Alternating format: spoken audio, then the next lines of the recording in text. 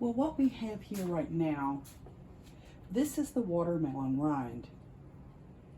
It's cut from the watermelon. You ideally remove all of the pink from it. I'll go back and trim this. And you cut the green hard outer skin off.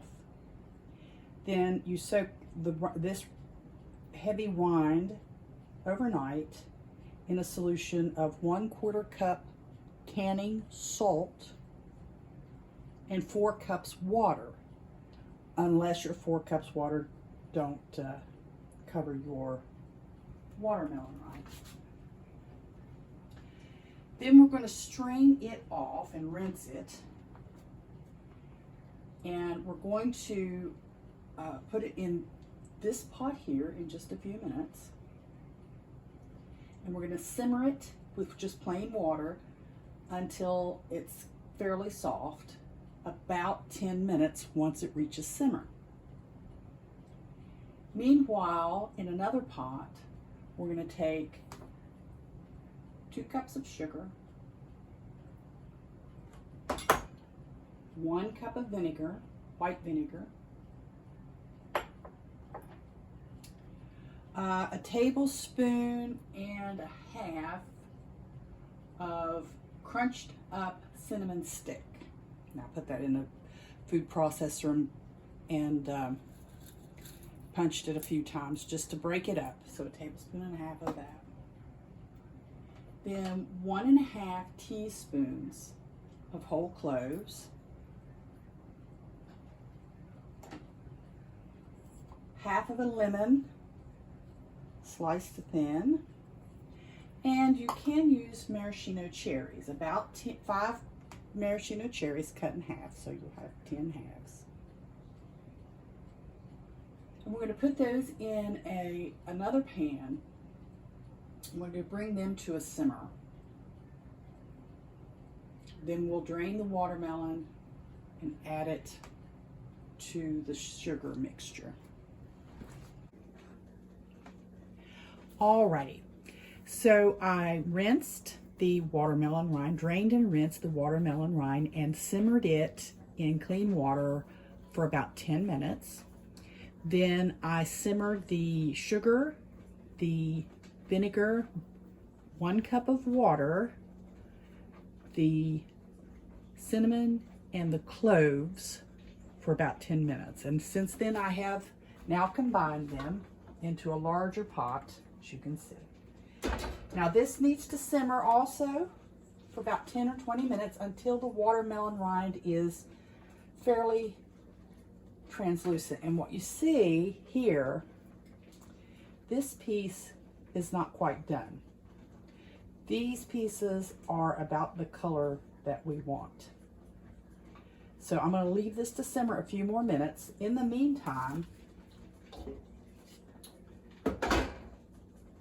I want to tuck those down in that syrup, which is exactly what it is. In the meantime, I have added 2½ quarts of water to the steam canner. Now this is a new steam canner. It's a Fruit Saver steam canner. This is the lid. That's the gauge. And on the back is a little hole right there to let some steam out. So you want to make sure that your lid, when you put this together, when you get yours, make sure that and it tells you this in the instructions, make sure that your gauge matches up with the word Fruit Saver so that the steam will come out in the back. Otherwise, when you try to look at this, you end up steaming yourself. And steam burns are no fun. So I've got that in here. I'm going to start this. It's not hot yet. It's still cold. I just put the water in it because I'm putting hot fruit and syrup in hot jars into a hot container or a hot steamer. What I have happening here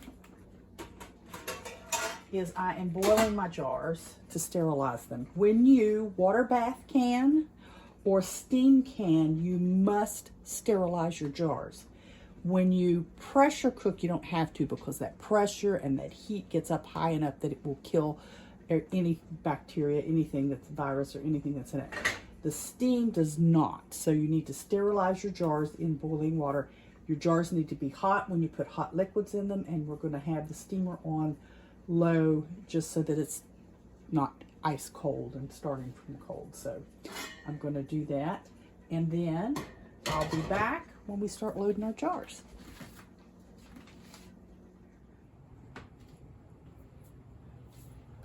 Okay, I'm going to start loading jars. I'm not 100% sure how many I'll have, but that's all right. What we used, because I didn't already tell you, we have, my husband likes watermelon. It's watermelon season, and he will buy a small seedless watermelon at the store and, you know, eat it. And what he does is he takes the flesh out and puts it in a different container, and then I take the rind and I do this with it. So I don't have, we're not growing watermelon. So these are store-bought watermelons, and these have, you know, are the rinds from those store-bought watermelons. So I'm sorry, I don't know any really good way to, I don't have a made for Pinterest kitchen, so this is just how I do, and we'll see how many jars we get. I'm sorry you can't see real well. Okay, there's one. That'll need a little juice in it. And here,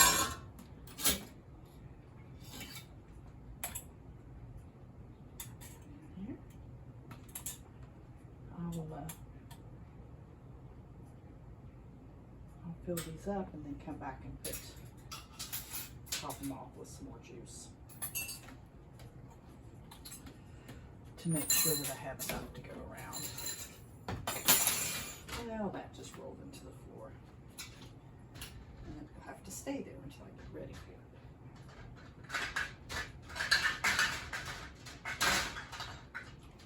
So the steam canner, I was really excited to get it. The steam canner has the advantage of taking less water to use to operate than a water bath canner. So we're dealing with 2.5 quarts of water instead of the whole stockpot of water. And makes it easier to lift. This is a different one, by the way. Don't freak out on me.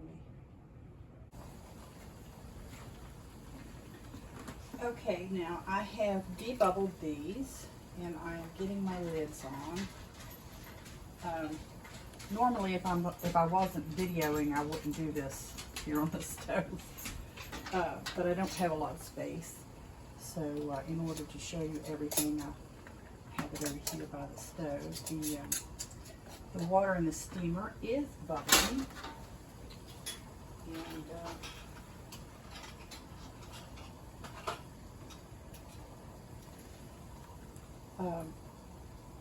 so it should come up to temperature fairly quickly.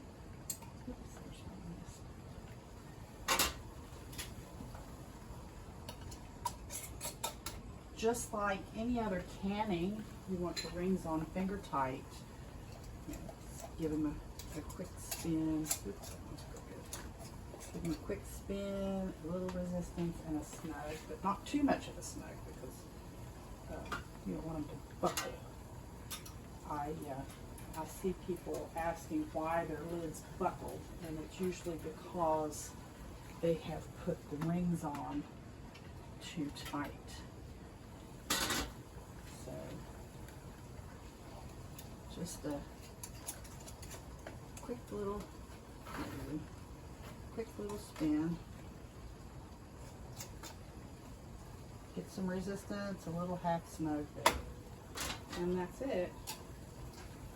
They don't have to be, you don't crank them down. Now those reusable rubber ring things, I think you have to crank those down kind of hard. I'm not sure about those. I've not used those yet. I've toyed with getting one. They're very expensive up front, but the idea that you can use them 5 or 6 times, I think, is very tempting. Okay. So there we have that, and all we're going to do is we're going to put this lid on, and like I said, remember that vent goes in the back. So even though my handles are turned this way to fit on my stove good. That's all you're going to do. And, oh, well, let me show you. I've marked my gauge so that I can see it a little easier as I lean over and look at it. So once it gets to that temperature and stops, that's when we start the timer. So if you are in a different altitude than I am,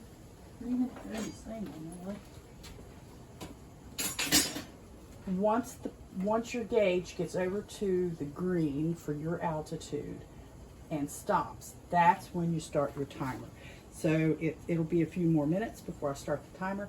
Then you time it just exactly the way you do a water bath can. And then that's it. It's really, really easy. We'll be back when it's done.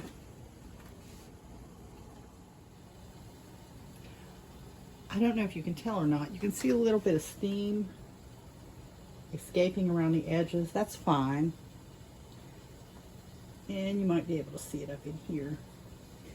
This is almost ready to turn off. It's been on and boiling, and it's, I know you can't see unless I move the camera. The gauge is up in the green as it's supposed to be. And this is it at full processing. So I'm getting ready to turn the fire off underneath of it and let it set for about 5 minutes or so before I take the lid off. Okay, so I've turned the fire off underneath, and we've been setting about 5 minutes. And I'm going to lift off the lid.